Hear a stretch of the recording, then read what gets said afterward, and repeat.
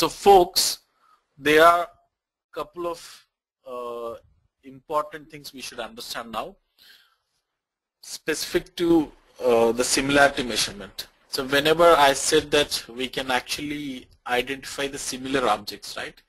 So how will you actually identify the similar objects? There are a couple of measures available in Mahout Framework, or even in general in the machine learning aspects as well. So if you are given with two objects and if you are asked to identify the similarity between them, then there are two metrics. Either you can go with similarity by correlation, or else you can go with similarity by distance, guys, through which you can actually identify the similarities between two different objects. Okay, so let's try to understand what is similarity by distance for today, and let's call it for the day today, guys. Okay, so please pay your attention for some more time.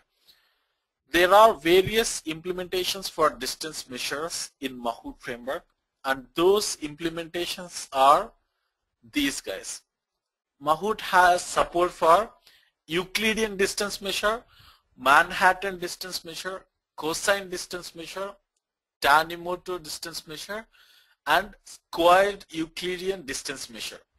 So these are various distance measure implementations available in Mahout. Okay, and these distance measures actually help to understand the similarity between the different points, different objects. Okay, so let's try to understand this with some valid data points here. Okay, so that we'll get a good clarifications about all these distance measures.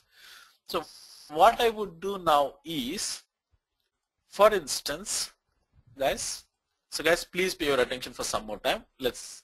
I'm just close to session completion now. If I represent couple of points in a two-dimensional plane like this, okay, so what is the distance between these 2 points, guys? So the distance between these 2 points can be identified in different ways. Okay, let's start with the first way to find out the distance between these 2 points. Okay, using the Euclidean distance measure. Okay, Euclidean distance measure. Through Euclidean distance measure, the way I'll actually identify the distance between 2 points over two-dimensional plane is, I'll just draw a line between this point and this point both. Okay, and I'll just measure the length of this line, which actually gives me the distance between these 2 points. Okay, so the way you actually identify the distance here is in mathematics. Let's say if I have a point over here, how can I actually represent this point, guys, in say two-dimensional plane? Is there any way I can actually identify this point? Guys, in X and Y axis, how can I actually indicate this point? Guys, anyway, okay, excellent. So John says you can actually identify this using the coordinates of these points, say X and Y coordinates. Okay, does it make sense? Can I use, since this point is been represented in two-dimensional plane, can I use the X and Y coordinates for this point to identify this point's position? Yes, right? Okay. So now that I have used X and Y coordinates to represent this point, let me put another point also here somewhere in this two-dimensional plane, and let me indicate this also with some X and Y coordinate. Let's call this as, okay, X2 and Y2. Okay, sorry, X2 and Y2, and here as X1 and Y1. Instead of the generic X and Y coordinates, I'll just pinpoint that with the X1 and Y1.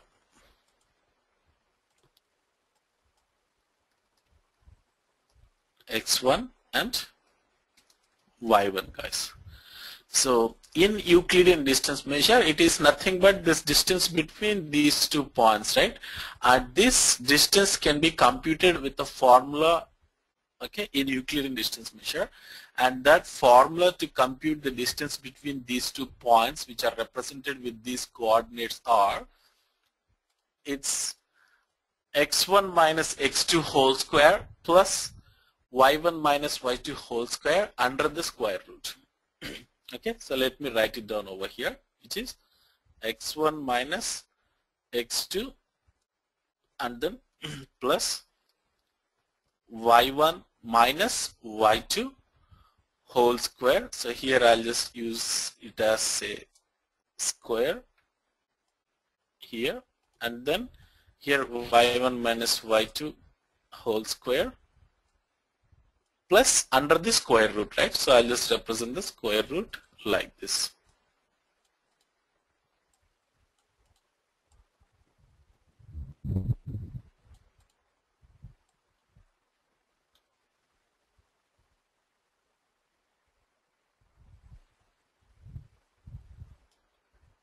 Okay. Okay. So guys, does it make sense? This is the formula which I can use to compute the distance between 2 different points if it is Euclidean distance measure. If it is a 3-dimensional plane, what will happen, guys? I can just add plus z1 minus z2 whole square. Does it make sense? If it is an n-dimensional plane, can I be able to compute the Euclidean distance measure? I can do it, right? Just by using plus and so on. Okay, xn minus x2 whole square plus, it will be n1 minus n2 whole square. So through which I can actually compute the Euclidean distance measure, guys. So is it clear so far? Just say yes or no. Is it clear so far? Guys, please be quicker over here. Okay, sure. So everyone is clear, right? Now, let's try to understand what is squared Euclidean distance measure. It's pretty simple. It is, what is it? Squared Euclidean distance measure. What squared Euclidean distance measure is? It's nothing but the square of this Euclidean distance measure. If I say square of this distance measure, then what happens, guys? Square will get cancelled with the square root, right? Then the only remaining part over here is this portion. So does it make sense? The remaining part here is this thing. So this thing only will act like a, okay, so I think, so let me properly cut this.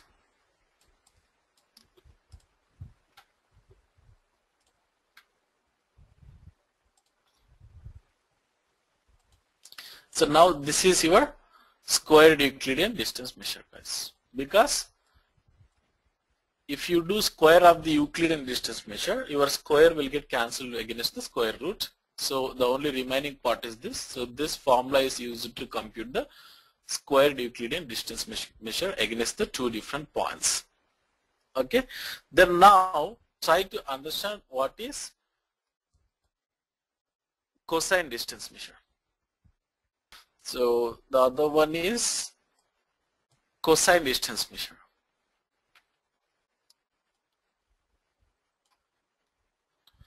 Say, now try to understand the cosine distance measure.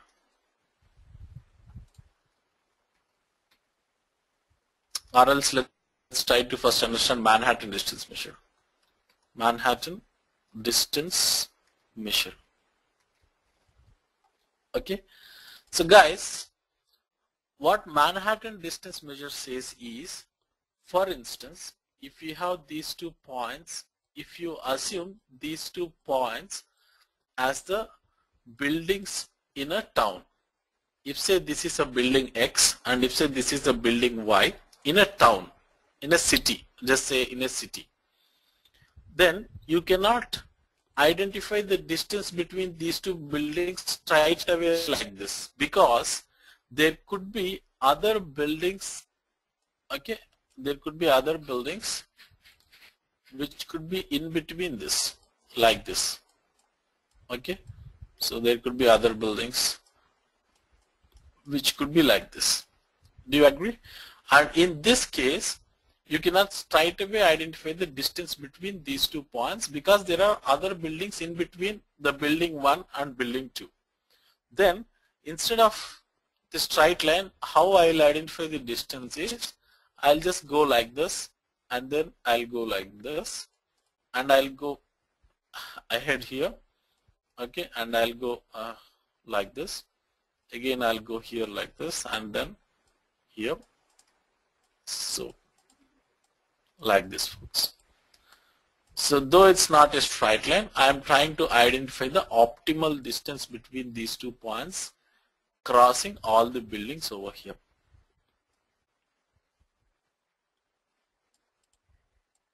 Okay, so this is the actual distance to reach these 2 points, point 1 and point 2. If these are 2 different buildings. And the formula to actually identify the distance over here is, it's just nothing but absolute difference of the coordinates under the absolute difference of the coordinates. That will give you the distance, guys. Say if it is Manhattan distance measure, absolute differences can be represented with pipe symbols, right? Say x1 minus x2 plus, what is the other one? Okay, y1 minus y2. Sorry, y2. So this will give the distance. So I'll just represent d is equal to, which stands for distance. What is this d? This is Manhattan distance measure. So it just does the absolute difference of each of these coordinates. Then Apurva, you can ask me the significance of this implementation over here. The significance of this here is, this Manhattan distance is very important. I mean, let me try to explain you where exactly you can leverage on this Manhattan distance measure. For instance, say for example, if you have a chessboard, okay, so if there is a chessboard, and if I ask you to identify the distance between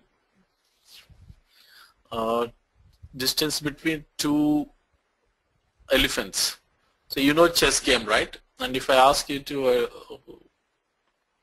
identify the distance between 2 elephants, then say if the elephants are located here and here.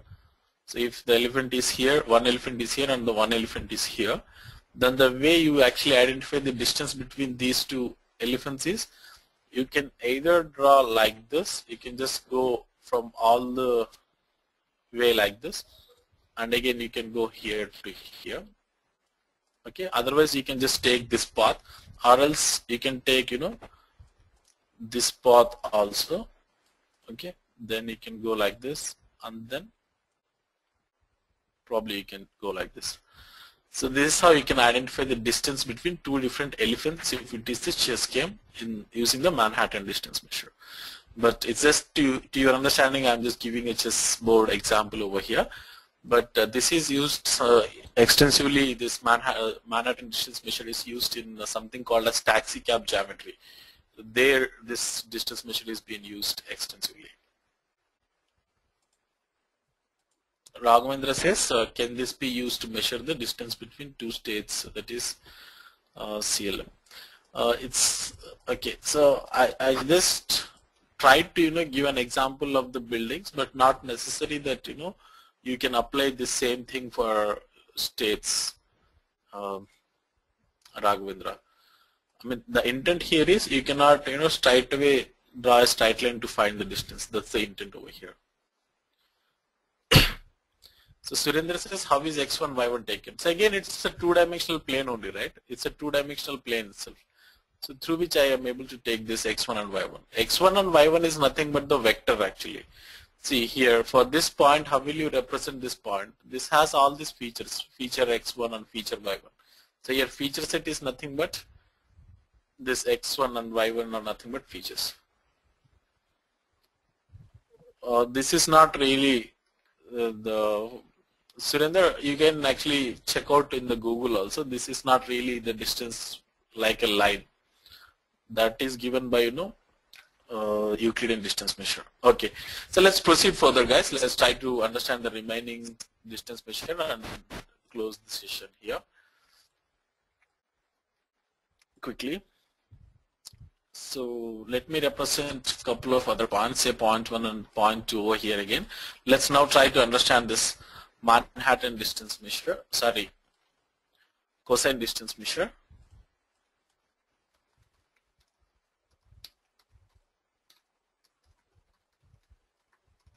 Okay, so if you say cosine distance measure, then the way this operates is, if you look at an n-dimensional plane, or say here in this case 2-dimensional plane, what I would do is I'll actually draw a straight line from the origin for both the points like this. Okay, so once I draw the straight lines from the origin towards the point, then I'll actually find out the angle between these two lines, guys. This angle will give me the distance between these 2 points. So this is how you actually identify the cosine distance measure, in fact. Okay, let me just show you that formula. See, guys, Euclidean distance measure has this.